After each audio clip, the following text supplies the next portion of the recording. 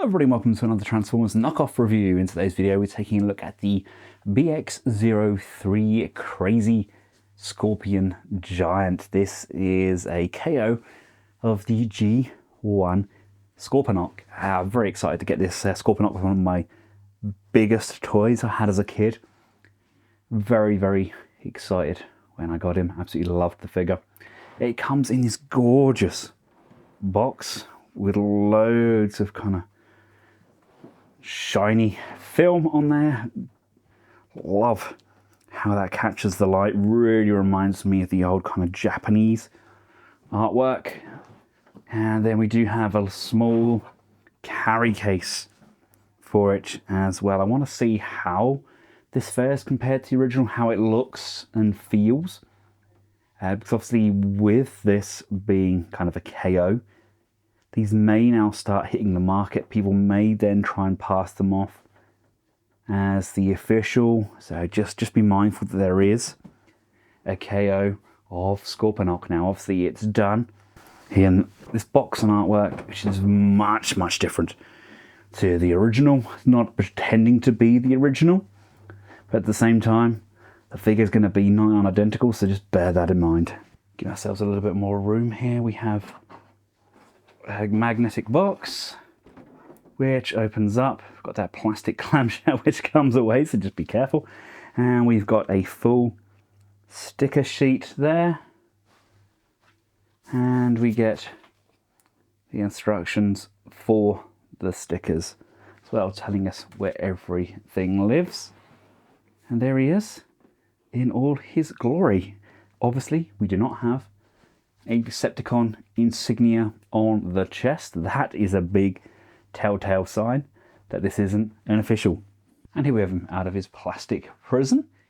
He does come with a baggie of all of those base parts and accessories, and the two leg panels, they do come on this kind of sprue piece.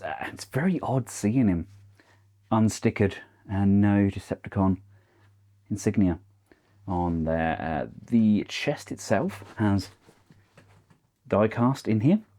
There's definitely some heft to this. The plastic itself feels okay. It doesn't feel like the G1. It feels similar, but it's definitely kind of thinner, but not horrendously so.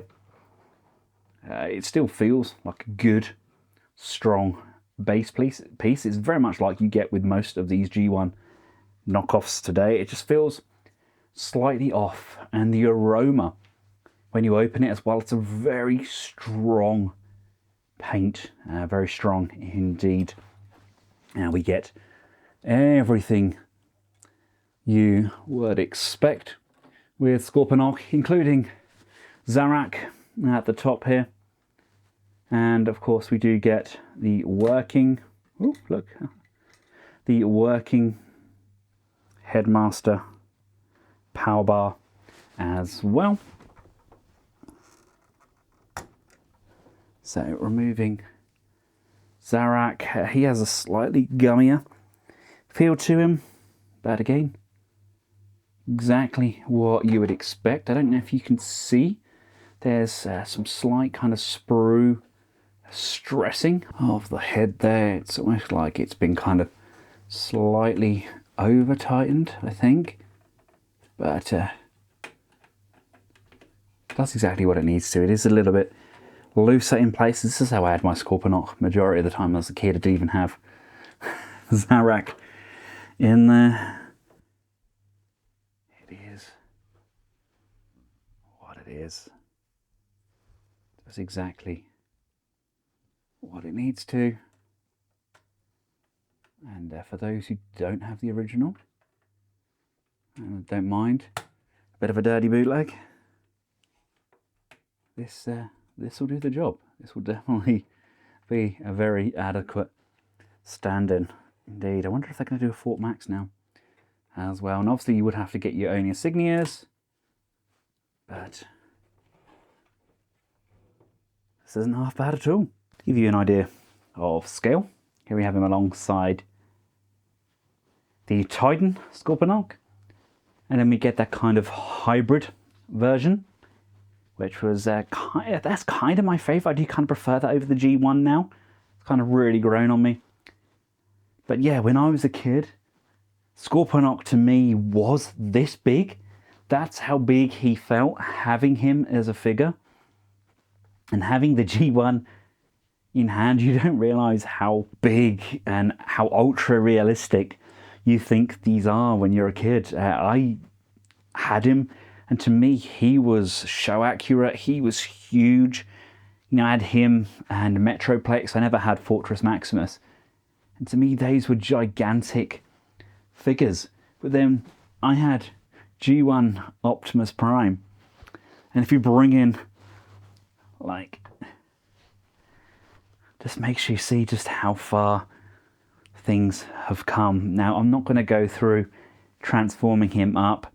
I will just cover the articulation so you can see that everything is the same as the original. The joints are nice and tight as well, but transformation, it's been done to a death. It's exactly the same. It feels good in hand, but like I said, it does feel different. It's the only way of describing it. It doesn't feel like a G1 toy. Mind you, I don't have G1 Scorponok anymore. Maybe I'm so used to these kind of newer Transformers that I've kind of forgotten what the older ones feel like.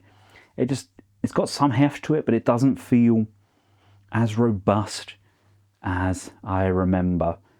But for the money and the nostalgic feels, oh, this is incredible.